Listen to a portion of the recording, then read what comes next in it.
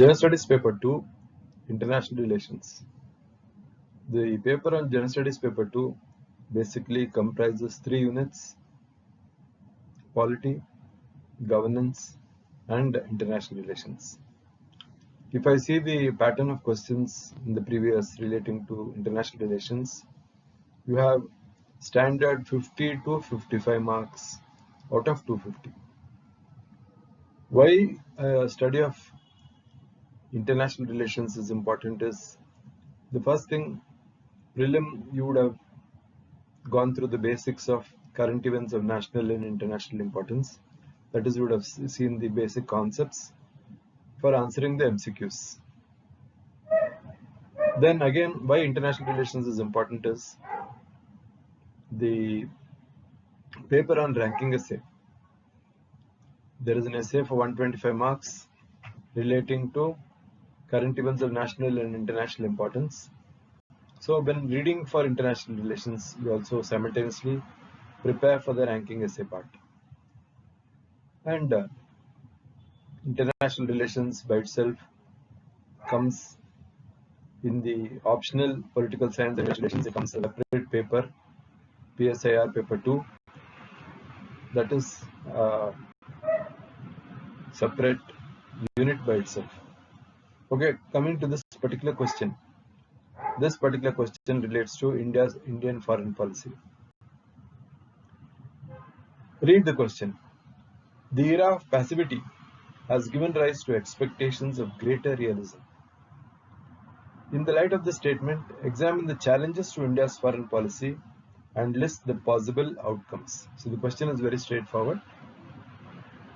What the question states is, now Indian foreign policy is based on realism, keeping in mind the current environment. At the same time, there are a lot of challenges to our foreign policy. So the answer would be with a introductory background of 2-3 lines, then split the answer into challenges and possible outcomes.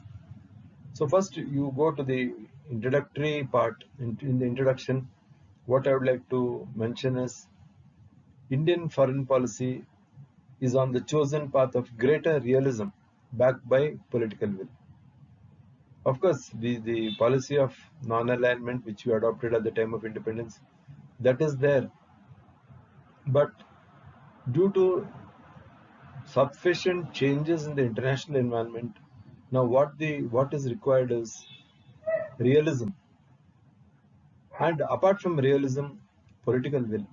So in political will, I mean a strong political party, the ruling political party which has political will to showcase India. Now, there is also a balancing posture with showcasing of growing military and strategic capabilities. Why I'm highlighting this in the introduction is, when I talk of realism, see, like some time back we had the defense minister, he had a press conference in which he showcased the military and strategic capabilities. So this is a lesson to the outside world that we are a power to be reckoned with. This much is for the introduction. Now, the question says, realism, okay. What are the challenges to India's foreign policy? Obviously, the first important challenge would be the economic slowdown. In the economic slowdown, I also speak of the effects of the corona pandemic, which has hit the economy, and general slowdown in all sectors, relate from manufacturing and the problems caused by the migrant labor. So economic slowdown is one thing which has hit the economy. Obstructional opposition. See, now we do not have a responsible opposition in India. Opposition only for the sake of opposition and obstructionist. Of course, the government, the ruling party likes to take everybody together. But the obstructionist opposition, by raising nonsensical issues and by not cooperating with the government in certain areas, has had an impact on the foreign policy, in the sense that there is no unanimity even on select issues. Even you take when we had the problem of Chinese incursions, the border dispute with China, the opposition sings a different tune, which is completely in contrast with that of the government. Turbulence in the Northeast. This is another important factor affecting our foreign policy.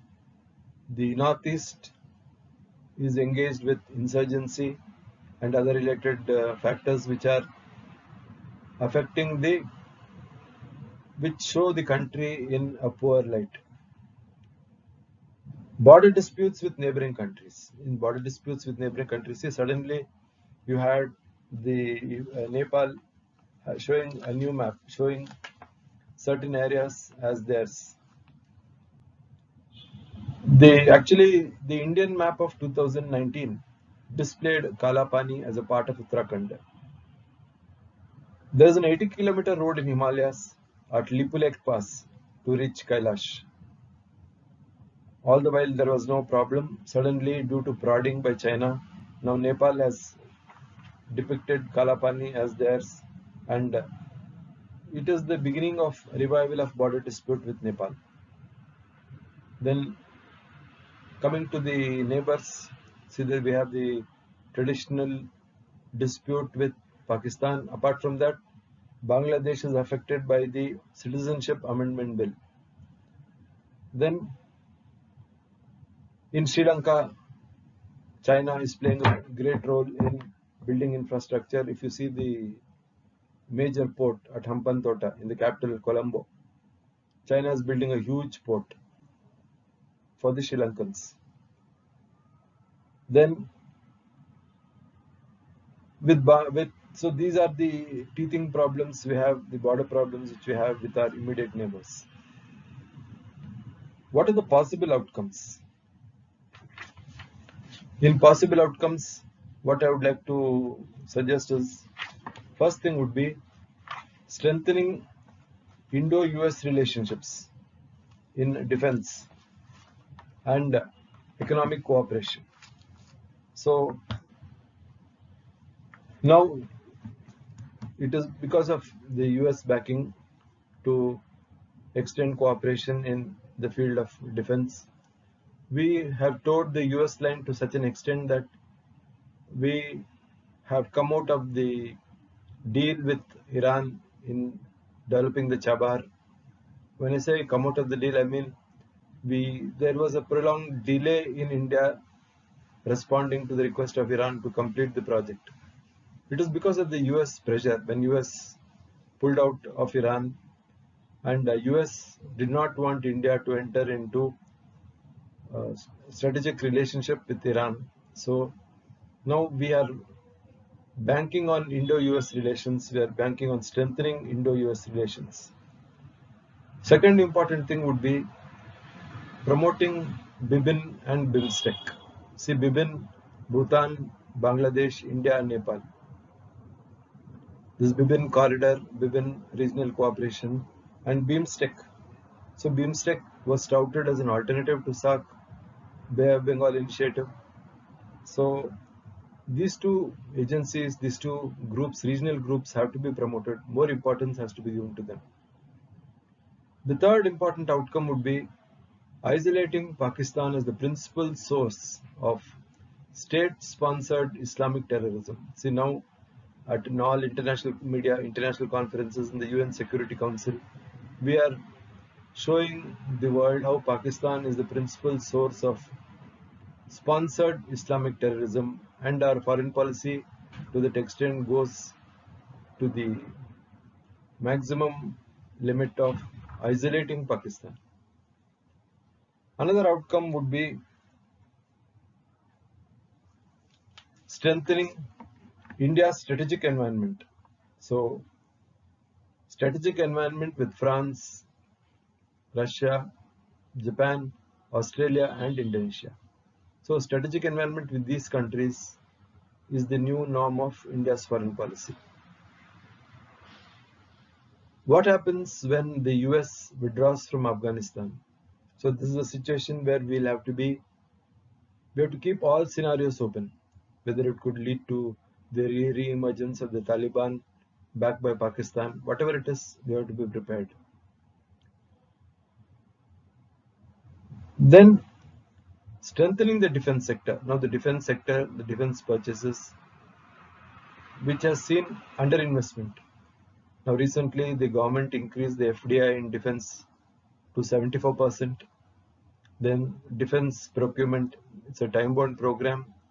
Now the creation of the Office of Chief of Defense Staff to promote coordination among all the three service chiefs. All this will strengthen the defense sector and give a positive impact. So for a question, and in the what we'll have to, when we analyze this particular question, first we had an introduction, then we showed the challenges which we are faced now at present, and what could be done or what is happening in the future. So the next thing what I would like to say when you conclude your answer, certain developments like see the abrogation of Article 370 and the certain foreign powers have said that civil liberties are suppressed in J&K. So whatever it is an internal matter. So that is a factor which keeps coming up again and again. Then again, when we passed the Citizenship Amendment Bill, we permitted certain persecuted minorities to come back to India. Of course, the Muslims are not included in this, but you see certain communities in Pakistan, certain Muslim communities in Pakistan which are persecuted, like the Ahmadiyyas. So this is one factor which has hit the relationships between the immediate neighboring countries. So finally, in concluding the answer, you can highlight the fact that, of course, non-alignment is the core of India's foreign policy. We do not have, we steer clear of alliances. We don't belong to any one alliance. We don't show that we are attached to any particular power.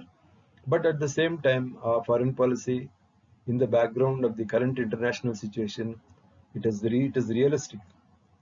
Realistic in the sense, the realism backed by political will. The political will wants to showcase India politically, militarily, and it wants to show India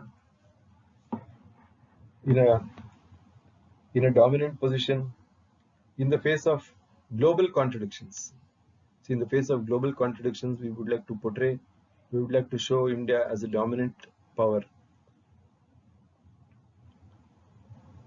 And this is the aim of our foreign policy. We want to showcase our military and strategic capabilities. So the foreign policy which we have adopted, which is being followed in the present, is suited to the changes in the global environment. It is not any radical departure from the basic objectives of our foreign policy. It is only reflecting the changes in the present political environment. I think this much you'll have to keep in mind when you answer a question like this.